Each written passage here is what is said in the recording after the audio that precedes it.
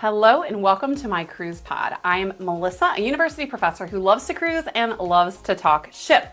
So today's topic is going to be the worst cruise ports. Now, because I'm a ray of freaking sunshine, I'm also going to give you an upside to each of them and explain why, even though they're the worst, you should still give them a chance. Now, I recently posed this question to the folks in my Facebook community, and I wanted to get their feedback. I have my own opinions, but I wanted to get a general consensus. So I'm about to share with you the top 5 worst cruise ports. Let's get into it. First is Nassau, Bahamas. Probably not a surprise to anyone who's ever taken a cruise before. So let me tell you why it's so universally disliked. Nassau is arguably one of the most commonly complained about ports among cruisers. And the reasons are pretty straightforward. First of all, it's one of the biggest and most busy cruise ports in the world, so it does get a lot of cruisers. So there are a lot of potential people that can pass through there and not like it and have a lot to say about it. But the main issue here is the aggressive vendors. Historically speaking, in Nassau, as soon as you step foot off the ship, you would be basically inundated by really aggressive vendors. And this is not uncommon at cruise ports. These are locals trying to earn a living, but these were pretty aggressive people. Not taking no for an answer, sometimes calling cruisers names, that kind of thing. Just unsavory behavior. Now, they would be locals trying to sell you everything from tours to transportation to souvenirs. And a lot of cruisers found this really overwhelming. Now, a big mistake a lot of cruisers make with Nassau, and I think the number one reason why people end up hating it, is because of Junkanoo Beach. Because it can be a source of disappointment. Now, I get it. Junkanoo, it's a public beach, so it's free. So I'm gonna get off the port, hang a right, and in like 5 to 10 minutes, I'm gonna be at a free public beach enjoying that beautiful Bahamas water. Now, while Junkanoo is convenient, it is walkable from port, I encourage cruisers to avoid it. Because of its popularity and its close access to the port, it's almost always really overcrowded, kind of dirty because of that, and it is really filled to the brim with pushy vendors. Many of them offering the sale of illicit substances. And if the smell of illicit substances bothers you, avoid Junkanoo Public Beach because you're gonna smell it in abundance. That's just how it is. So a lot of cruisers, they go to Junkanoo, they go to the free public beach, they have this experience, and they end up being disappointed and they wish they had stayed on the ship. And those who had this experience, sometimes they do, they'll stay on the ship. And it always makes me really sad because I think Nassau is great.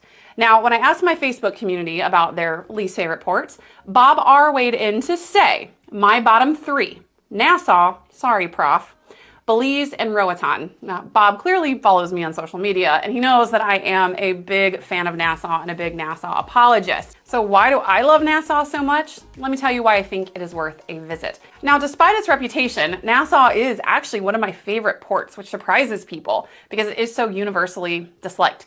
And I do think if people have had a bad experience in the past, that it's worth a second look. Why? Well, there's a few reasons. First, in March of 2023, the port underwent a massive multi-million-dollar renovation, and it is a night and day experience, in my opinion. The new cruise terminal, it's modern, it's clean, it's so much more inviting, and it makes that initial first impression and experience far more pleasant. And I don't know if the government has intervened, but I've never had an issue with any vendor in the terminal area being aggressive. Now, vendors are there braiding hair, selling trinkets, but nobody has ever, I don't think, even asked me to buy anything, let alone been aggressive about it. Now, there is still a minor issue that once you exit the terminal area, it's fenced in, once you get out of the terminal area, that you might encounter some vendors and some of them might be aggressive, but I just very firmly say no thank you, look straight ahead, don't make eye contact, and keep it moving. Beyond the terminal, Nassau offers some incredible beaches. If you're staying on the ship, you really are missing out. Get away from the Junkanoo Public Beach. If you want to stay close, do a day pass with Resort for a Day. I'll drop a link down in the description. I've done that twice recently, and I can't say enough great things about it. It's right there close to port. You pay a little bit of money, but even at a public beach, you're going to pay to rent a chair and umbrella anyway, and the water in Nassau is like nothing else. Just crystal clear, but the public part of Junkanoo is not great. The private part, if you have that private access experience, it's phenomenal. If you want to get a little bit further away, there's another public beach called Cabbage Beach. You're also going to smell some illicit substances there. It is a public beach after all. So is Cable Beach on the other side of the island. But there are other incredible beaches there, both public or you can pay for a private access type of experience. Nassau is also home to the famous Atlantis Resort, which I think is a little overrated, but it's still pretty cool and worth a look. But regardless of that, there is so much to do in Nassau. I can't even begin to tell you. In fact, I have lots of videos on it if you want to go check those out. Things like Queen's Staircase, Fort Finn Castle, John Watling's Distillery, Bahamas Rum Cake Factory. There's seriously a ton to do. Now, before we move on to number 2, I want to sneak in here an honorable or dishonorable mention. Now, the reason I didn't want to include this is, well, 5 worst sounds better than the 6 worst. It's just catchy. But the issues that people have with this cruise port is the same as Nassau, and I didn't want to be repetitive. And that is Jamaica. People hate Jamaica because of the same reasons they hate Nassau. Aggressive vendors, sale of illicit substances, smelling illicit substances. You get my drift. Now, I did recently visit Falmouth, Jamaica, and I'll tell you, I'd heard a lot of bad things about Jamaica, but I found Falmouth to be just lovely. Not one single vendor asked me anything, not one. It was a nice new cruise terminal area, and kind of like Nassau now, it was just very nice. I didn't have anyone bother me at all. So this one I think might be more problematic with certain Jamaican cruise ports. Now, a lot of people generally dog on Jamaica as a monolith, as an area that cruisers should avoid. Now, on my Facebook group, again, I asked least favorite cruise ports, and Anson R said, Montego Bay is my personal worst. Now, from what I have heard, Ocho, Rios, and Montego Bay seem to be 2 specific ports in Jamaica that get almost universal hate. But again, I had a great experience in Falmouth. I haven't been to the other 2, but I love Falmouth, I love Jamaica, and I had no problems in Falmouth, none at all. Anyway, moving on to the official number 2 worst cruise port, Belize. Let me tell you why it's disliked. Belize City, where most cruise ships dock in Belize, it is not known for being particularly tourist friendly. The area around the port, it is kind of run down, it's dirty, it's underdeveloped, and that can make some cruisers feel uncomfortable or not interested or feeling safe to explore. The lack of that tourist infrastructure means that unless you book an excursion, and that's key here, you want to book an excursion, trust me, if you go to Belize, there's really not anything to do right off the ship like you're gonna find at a lot of other modern big cruise ports. Now, in my Facebook group, Belize got a lot of shade. I'm sorry to laugh at this, but it just was funny to me, but sad. But Mary Jean W says, my daughter got dysentery in Belize. Needless to say, I will never get her there again. Okay, that was not expected. I didn't expect anyone to say they didn't like a cruise port because of dysentery. I thought that was kind of lore from the Oregon Trail. Crazy that that's a thing still, but it's definitely not a good thing. So I can see, Mary Jean, why you want to avoid Belize. But let me tell you why I think it is worth a visit. What Belize lacks in curb appeal, and it lacks in curb appeal, it does make up in some potentially incredible excursions. Now, I did an airboat tour of Belize. Strongly recommend not doing that. It was very boring. It was like bird watching, very slow pace, very blah. But there are some great things to do in Belize by way of excursions. This port is a gateway to some really exciting things to do. Namely, is their ancient Mayan ruins and cave tubing. These things are almost universally loved. They get a lot of praise from people that have done them. So Belize does offer a lot, caveat being with an excursion, and that's the key. So while the port itself, it's not attractive, I mean, when you get off the ship, you're gonna be like, what? The experiences that you can have here, if you do an excursion, can be truly unforgettable. The number 3 worst cruise port, one of my least favorites personally, is Progreso, Mexico. So let me tell you why people don't like it. Progreso often gets compared unfavorably to its Mexican counterpart, Cozumel, which I love. It's one of my favorites because it's polished, it's packed with tourist activities, it's great. Progreso, by contrast, is polar opposite. It's very undeveloped. The port area, it's just not exciting, it's not attractive, and for many cruisers, it lacks that variety and that modern feel that they're used to at the other big Mexican cruise port, Cozumel.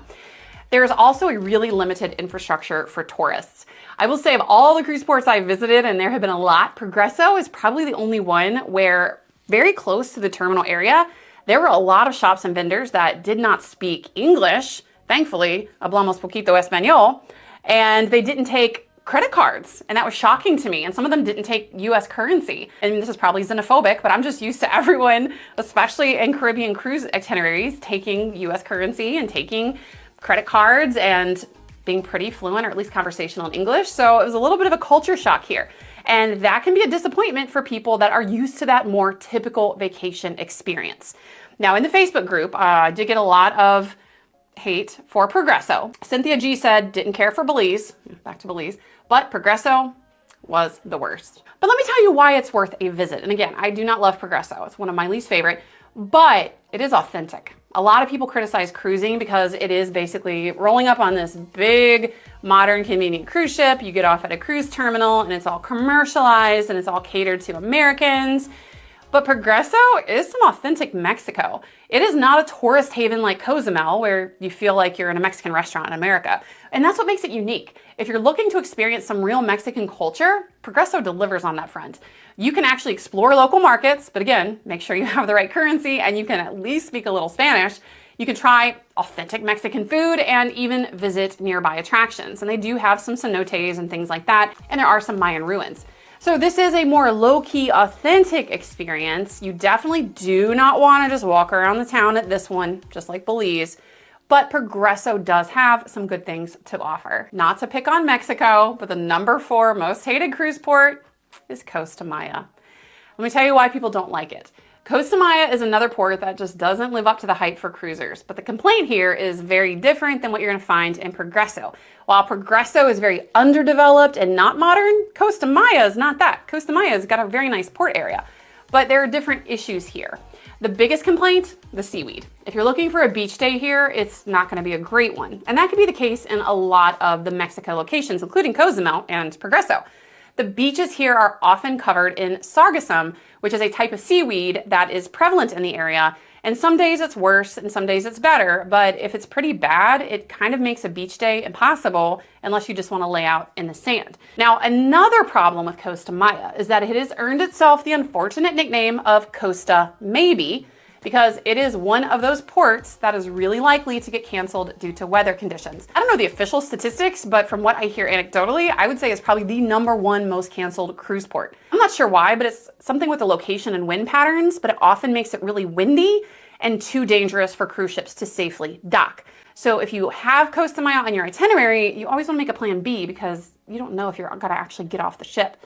Now, when I asked my Facebook group, Sherry G says, as a solo cruiser, I don't feel safe in Costa Maya. Is there anything besides the port area and the ruins to do? Well, Sherry, not really. But before I tell you some good things about Costa Maya, I do want to touch upon something Sherry said, which is about the safety thing. Because I will say, I'm a pretty bold traveler. I'll probably get myself killed one day because I have like 0 sense of fear. But the one time at a cruise port, I personally started to feel a little uh-oh was Costa Maya. And I was there traveling with my young daughter by myself, which I do all the time. I'm very confident in doing. I'm probably overly confident in my brawn and my ability to defend myself. But I did an independent excursion in Costa Maya, which ended up being Jeju Beach, which was phenomenal, by the way, but it's pretty far from the cruise port.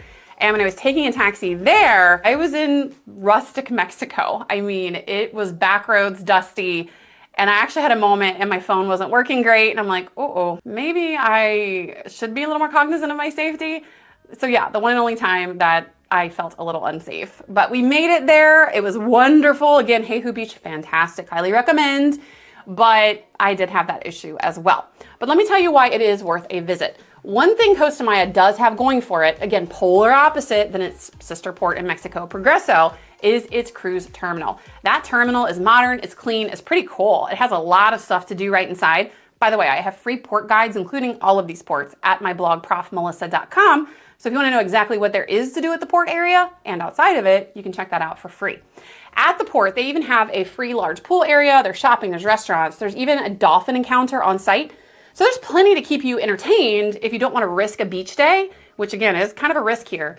And you also have to get transportation there. But if you want to stay at the port, there is a lot to do. If you are willing to venture out, I recommend an excursion. There are excursions like Mayan ruins, but the excursions here aren't typically known for being the top tier excursions. But this port does have some good things going for it. And last but not least, the number 5 most hated cruise port is Freeport, Bahamas. While the Bahamas are famous for their beautiful beaches and their crystal clear waters, Freeport doesn't quite fit that picture perfect image. Now, when you step off the ship here, you might be a little surprised because it feels very industrial. It feels like you're in a big old dirty parking lot or kind of a prison parking lot. It's just really not aesthetically pleasing. There's not much to see or do in the immediate port area. And for many cruisers, when you're used to stepping off a port like in a Bahama private island or even Nassau, which people hate, Nassau's still beautiful and there's colorful buildings. Freeport feels like a big old fat letdown. but there are some redeeming qualities to it, which I'll get into. But first, let me tell you what my friends had to say about it. Kristen W. said, Freeport is my least favorite, not even worth getting off the ship. Now, I've heard that a lot, and I always hate it when people don't get off the ship. Now, if you cruise a lot and you truly enjoy being on the ship, do you, right? How you choose the vacation is up to you.